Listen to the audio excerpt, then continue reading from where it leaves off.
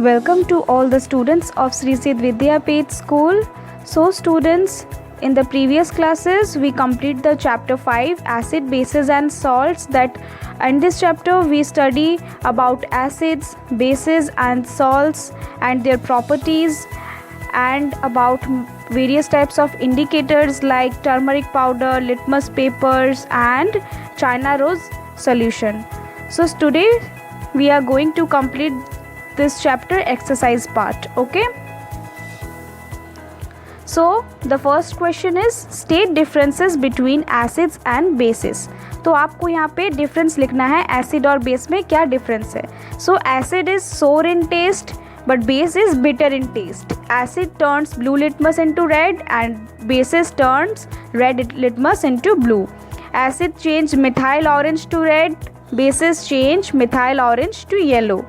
Phenolphthalein remains colorless, phenolphthalein gives pink color. Acid do not give soapy touch but bases give soapy touch. Okay, acids give hydrogen ions in solution but bases gives hydroxyl ions in solutions. Okay, so what is the second question? Ammonia is found in many household products such as window cleaners. It turns red litmus into blue. So what is its nature? तो ammonia हमारे बहुत सारे household products में मिलता है ammonia. तो अगर उसको हम लिटमस पेपर में डालेंगे तो वो क्या करता है, रेड लिटमस को ब्लू में चेंज कर देता है. तो उसका नेचर हम लोग क्या बोल सकते हैं, that ammonia has basic nature. Okay, तो हम बोल सकते हैं कि अमोनिया बेसिक नेचर का है. Third question is name the source from which litmus solution is obtained. What is the use of this solution. तो आपको सोर्स बोलना है कि कहाँ से लिटमस हम लोग को मिलता है. So the extraction of litmus solution takes place from lichens, a symbiotic association of algae and fungi.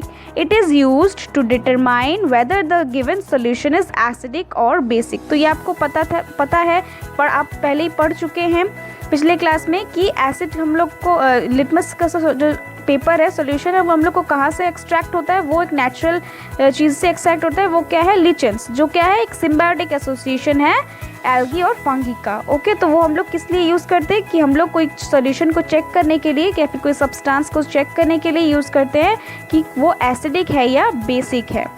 Fourth question is the distilled water acidic, basic और neutral. How would you verify it. तो distilled water जो है वो acidic है या basic है या फिर न्यूट्रल है, हम लोग उसको कैसे वेरीफाई करेंगे, कैसे पहचानेंगे. The answer is the nature of distilled water can be verified with the help of red and blue litmus paper. It shows no change with both kind of litmus paper. So distilled water is neutral. तो हम लोग इसको कैसे test करेंगे, इसको पहले red litmus में भी टेस्ट करेंगे और ब्लू लिटमस में भी टेस्ट करेंगे. तो अगर वो क्या होता है, वो डिस्टिल वाटर हम लोग पहले ही पढ़ चुके कि वो न्यूट्रल है, तो वो कोई चेंज कहीं पे कोई चेंज नहीं करेगा. ठीक है, कोई भी इंडिकेटर्स में कोई चेंज नहीं होगा. तो इसीलिए हम लोग कह सकते हैं कि डिस्टिल वाटर क्या है, न्यूट्रल है. Okay, the third and fourth question you have already done. Okay, तो now moving to the fifth question. Describe the process of neutralization with the help of an example. तो आपको पता ही है कि neutralisation कौन सा प्रोसेस है, उसका एग्जाम्पल भी आपको पता है, तो you have to write that only. Okay, so let's read this answer. Neutralization is a process or a chemical reaction in which an acidic and basic substance is mixed with each other in order to neutralize their acidic and alkaline nature. Salt and water are produced in this process with the evolution of heat. Antacids like milk of magnesia, magnesium hydroxide, baking soda, etc., which contain a base, are used for reducing acidity in stomach when excessive acid released by glands. Okay, like here is the reaction chemical equation, which is acid plus base gives H2O, means water plus salt. Okay, HCl plus NaOH gives H2O plus NaCl and heat is evolved. Okay, तो neutralisation क्या है? एक process है और एक chemical reaction है जहाँ पे एसिडिक या फिर कोई बेसिक सब्सटेंस मिक्स्ड करके एक दूसरे को न्यूट्रलाइज करते हैं, मतलब बैलेंस करते हैं। और इस प्रोसेस में क्या होता है? सॉल्ट, वाटर, उसके साथ हीट रिलीज होता है, प्रोड्यूस होता है। ओके, एग्जाम्पल्स क्या हो सकता है? मैग्नीशियम हाइड्रोक्साइड जो है और बेकिंग सोडा है, ठीक है। इन सब में अगर बेस ज़्यादा है तो इनको हम लोग, इसका जो बेसिक है उसको रिड्यूस करने के लिए हम लोग एसिड देते हैं।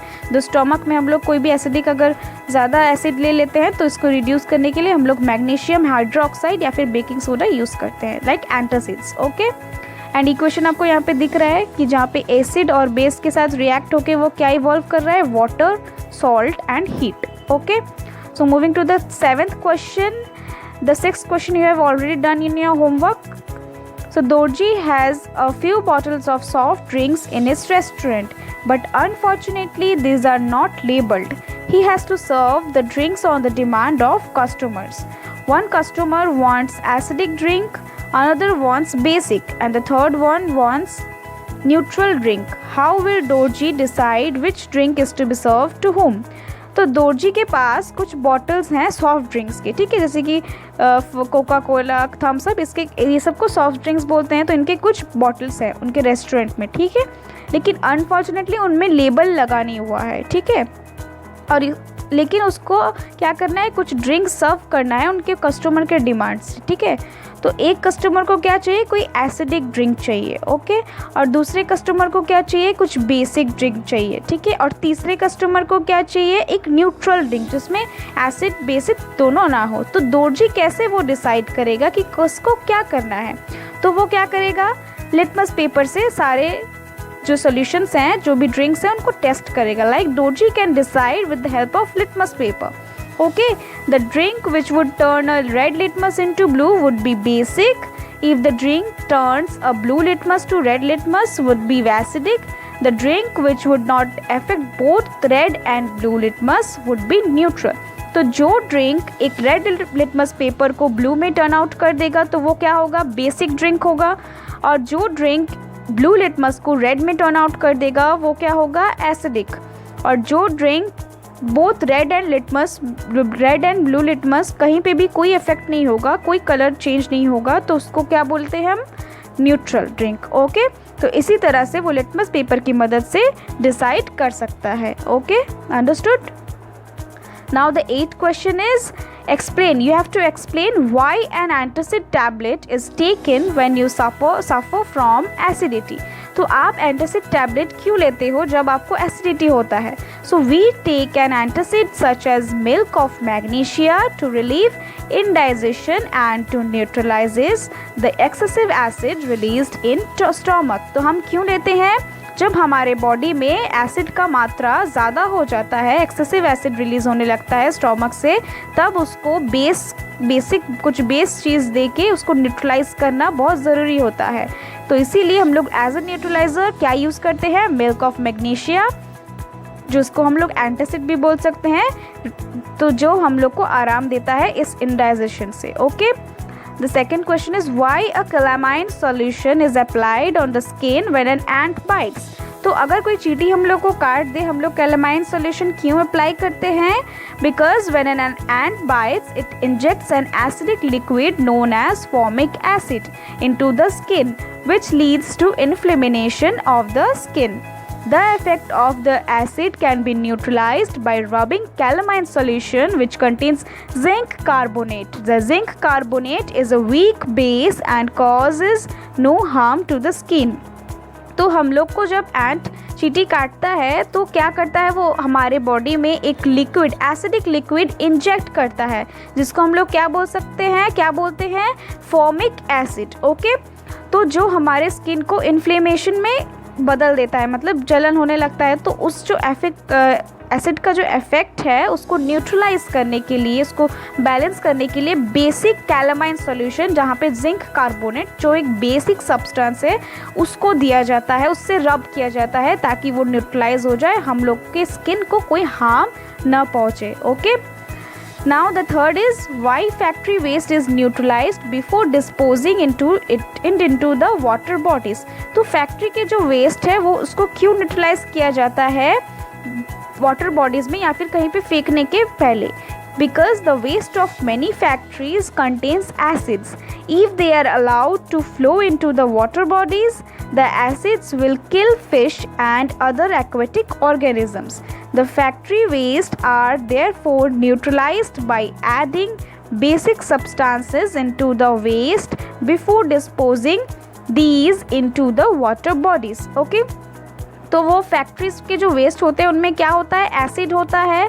तो इसीलिए अगर वो लोग ऐसे ही फेंक देंगे, न्यूट्रलाइज नहीं करके ही फेंक देंगे, तो वो जो एसिड है वो जो फिश है जो उन लोग को मार देगा और अदर एक्वेटिक ऑर्गेनिजम्स को भी अफेक्ट करेगा. तो इसीलिए फैक्ट्री वेस्ट को पहले न्यूट्रलाइज किया जाता है बेसिक सब्सटेंस से वाटर बॉडीज में फेंकने से पहले. Okay, now the 9th question is 3 liquids are given to you. One is hydrochloric acid, another is sodium hydroxide, and the third one is sugar solution. So how will you identify them?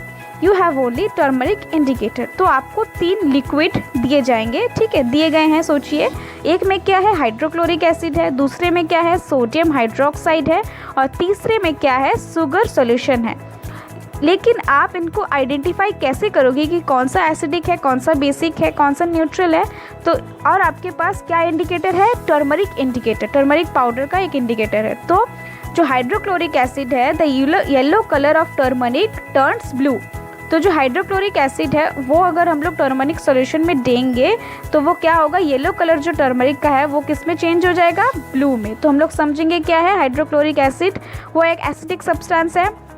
Sodium hydroxide, the yellow colour of turmeric turns red. तो sodium hydroxide में अगर देंगे तो वो क्या होगा, yellow colour red में बदल जाएगा. तो हम लोग इसको बोलेंगे फिर ये बेसिक है. Okay, sugar solution, no change in turmeric colour. Sugar solution क्या है, फिर अगर कोई चेंज नहीं है तो फिर क्या है, वो न्यूट्रल है. Okay, the 10th question is blue litmus paper is dipped in a solution, it remains blue.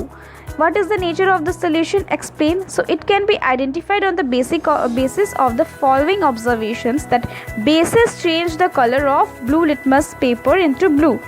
As the color of blue litmus paper is not affected, the solution must be basic.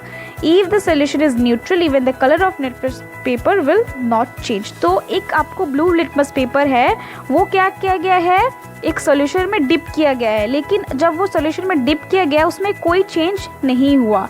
तो हम लोग क्या समझ सकते हैं कि वो solution का नेचर क्या है, एसिडिक है, बेसिक है या फिर न्यूट्रल है? तो वो 2 नेचर का हो सकता है, या फिर बेसिक हो सकता है क्योंकि ब्लू लिटमस पेपर खुद ही जो बेसिक सब्सटेंसेस है वो क्या करता है, ब्लू कलर में बदलते हैं. तो या तो फिर वो सॉल्यूशन बेसिक होगा या तो फिर न्यूट्रल होगा, क्योंकि न्यूट्रल में भी कोई कलर का चेंज नहीं होता है. ठीक है, इसी से हम लोग पहचान सकते हैं और आइडेंटिफाई कर सकते हैं. Okay, so students, the exercise part is also completed. So do all the question and answers in your fair copy. तो जितने भी सारे क्वेश्चन आंसर्स यहाँ पे लिखाए गए हैं आप अपने फेयर कॉपी में लिख लेंगे. Learn all the questions answers and notes in of this chapter. तो जितने भी क्वेश्चन आंसर्स हैं और जितने भी नोट्स हैं इस चैप्टर के आपको अच्छी तरीके से लर्न करना है and also lead the chapter thoroughly. और आपको ये चैप्टर अच्छी तरीके से फिर से रीड करना है. ठीक है, and students, if you have any doubt you can ask me. I am going to clear your all doubts. अगर आपको कोई भी डाउट है फर्दर आप मुझसे पूछ सकते हैं, हम उसको क्लियर करने की कोशिश करेंगे. Okay, till then stay safe in your home. We will meet soon with the new chapter. Okay.